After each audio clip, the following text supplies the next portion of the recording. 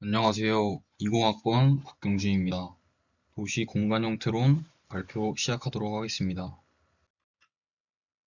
목차로는 대상지 개요, 조사 분석, 구역계 설정, 컨셉, 기본 공간 구상도, 기본 구상도, 핵심 전략, 마스플랜 조감도가 있습니다.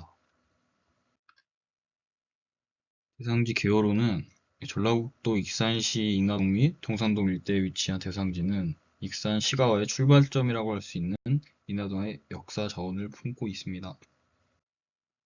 위치도입니다. 주연로, 평등로 등이 지나는 대상지는 북측에는 많은 주거단지들이 있고 1200m 간격 이내에 여러 개발 정비 사업들이 있으며 동남측 방면으로 메타세카이어 길이 조성되어 있습니다. 인문사회 분석도입니다. 대상지 내의 교육기관과 공공청사의 위치를 확인할 수 있습니다. 자연환경 분석도입니다. 개발 정비 현황도입니다. 인하동의 변천사입니다. 시간의 흐름에 따라서 도로의 체계와 건물의 밀도가 변화한 것을 볼 수 있고 가장 큰 변화는 위에서 아래로 발전한다는 것이 가장 눈에 띄는 부분입니다. 대상지 핵심 위치 소개입니다. 과거 오아시 농장으로 알려진 주연동 105번지 일대의 교보생명 초대 회장인 신용호가 1950년도에 세운 한양직문공장은 당시의 우수한 품질로 전성기였던 인하동의 섬유산업을 대표하였습니다. 그리고 해방 후 일본인들이 떠나고 일본인들이 창고로 사용하던 시설을 가난한 사람들이 세대를 분리해서 거주하기 시작한 곳이 창고촌이며 93년 대전 엑스포 당시 대전에서 관광객을 모두 수용하기 어려워져 인하동에 숙박시설을 대거 들어오게 된 것이 남부지구 모텔촌이 생겨난 배경이자 인하동 정체의 주된 원인으로 꼽힙니다. 그리고 인하 근린공원에서 이어지는 4.2km의 전라선 폐전 부지에 메타세카이어 길이 조성되어 있으며 대한민국에서 가장 오래된 역사이자 등록 문화재로 지정되어 있는 춘포역까지 이어집니다. 그 다음으로는 현황 조사들이 이루어졌고 건축물 용도, 건축물 노후도, 층수, 도로 현황, 논리맵, 역사적 공간, 모텔 현황, 공업 및 공공청사, 노인복지시설, 그리고 빈 공간들에 대한 조사가 이루어졌습니다.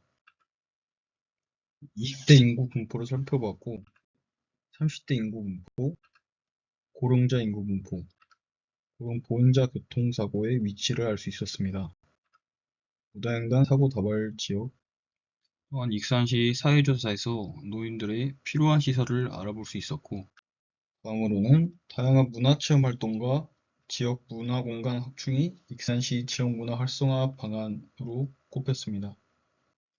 다음으로는 익산시 도시 기본계획 내용으로서 남부지구에 관한 내용을 확인할 수 있었고, 다음으로는 익산시 문화관광 홈페이지에서 해금 모텔, 신성 모텔, 쉴 모텔 이 세 개의 모텔이 첫 번째 페이지를 장식하고 있었는데 이 세 개의 모텔은 모두 인하동의 모텔이라는 것을 알 수 있었습니다. 종합 분석입니다. 첫 번째로 세 개의 주간선 도로가 대상지 내부를 통과하고 그 간선 도로가 보행자 입장에서 공간적 분리를 일으키며 가운데 모텔촌을 고립시키고 있습니다. 그리고 두 번째로 대부분의 도로의 방향이 가로축을 향해 진행되고 있으며 그 가로 방향의 도로가 차량 동선은 물론 보행 동선마저 비효율적으로 이끌고 있습니다. 그리고 세 번째로 대부분의 고령자 인구는 북측에 기역자로 거주하고 있고 청년 인구는 남측에 거주한 것을 알 수 있었습니다. 그리고 인근의 특정한 대상에 걸맞는 복지시설은 찾을 수 없었습니다. 그리고 네 번째로 다수의 빈집 및 빈터를 확인할 수 있었고 관리가 되고 있지 않은 현황이 안정적인 요인으로 작용할 수 있는 위협이 있었습니다. 다섯 번째, 창구촌과 모텔존 사이의 간선도로인 평등로에서 다량의 무단횡단 교통사고가 일어나는 것을 알 수 있었고 또한 고령자 보행 교통사고가 최근에 많이 일어났었고 수차례 익산시 사고 다발 구간에 포함된 바 있습니다. 그리고 여섯 번째로 대상지 내의 공원은 적은 편은 아니라고 보았으나 위치적 요소 및 관리의 부실로 인하여 사람들의 발길이 닿지 않아 낙후되어 있습니다.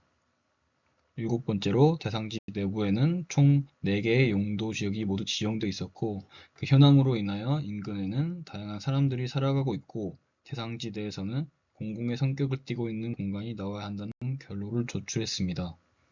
8번째, 남측의 이리천 주변 유후지에서 금고를 발견할 수 있었고, 비록 현재는 유후지이지만 하천 주변에 있다는 장점에서 좀 더 흥미로운 공간이 될 수 있는 잠재력을 보았습니다. 그리고 9번째, 인하동의 모텔들은 그 구묘에 비해서 사람들이 많이 찾지 않고 있고, 외관적 관리의 문제 및 그 위치의 잠재성에 비해서 현 모텔촌 부지의 사용이 비효율적으로 운용되고 있다는 것을 알 수 있었고, 그리고 마지막 10번째로 급격한 고령화와 함께 인하동의 청년 인구는 점차적으로 감소하고 있었고, 앞으로 더욱 그렇게 진행될 것이라고 예상했습니다. 그룹의 선정 이유입니다.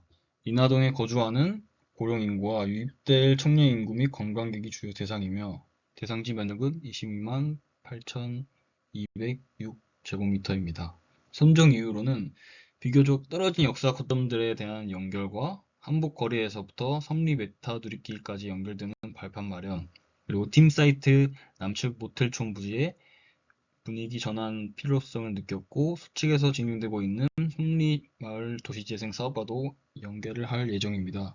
또한 남측에 위치한 이리천과 맞닿는 공간에 대한 잠재성을 확인할 수 있었습니다. 이제 컨셉입니다.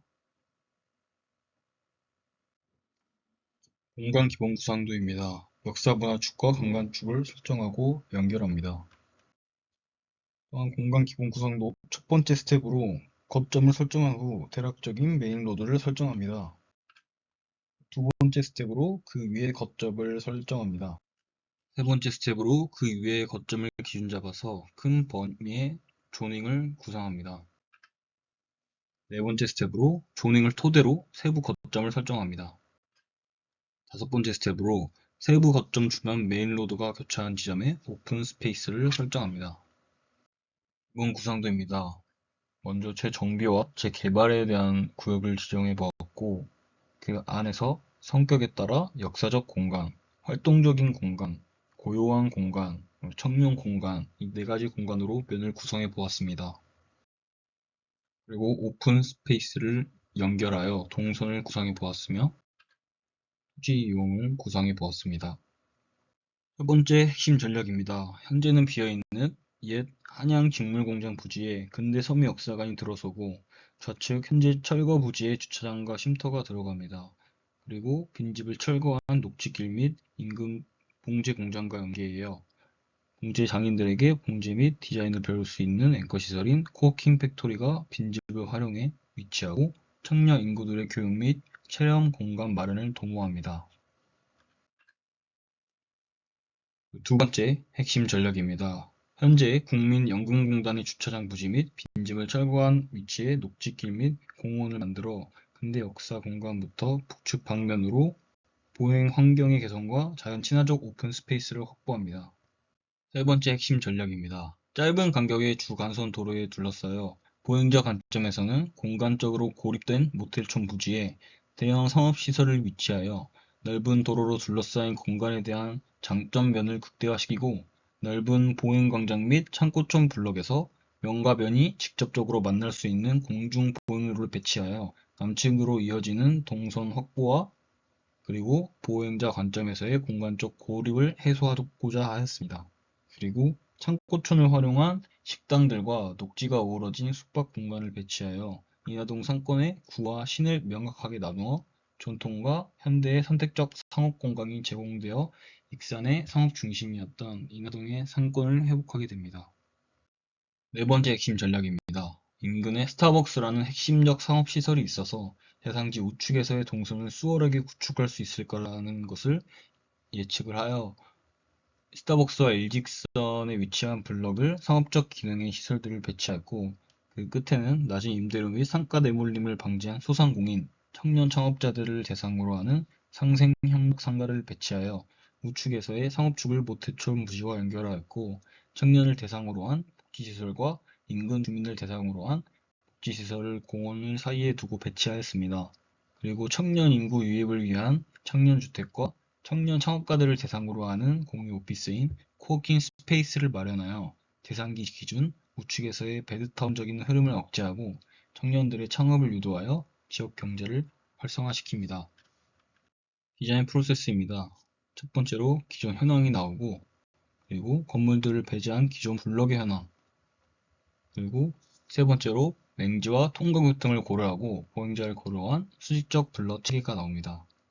네 번째로 재정비구역의 일부 필지와 재개발구역의 새로운 필지 계획을 실시합니다. 그리고 다섯 번째로 유지할 가치가 있는 건물들은 유지를 하며 재정비구역의 빈집들과 재개발구역의 열린 공간을 의도한 건물을 배치합니다. 그리고 마지막 여섯 번째로 거점들의 연결과 자연과의 조화를 위한 녹지 및 오픈 스페이스를 배치합니다. 마스터 플랜입니다. 조감도입니다.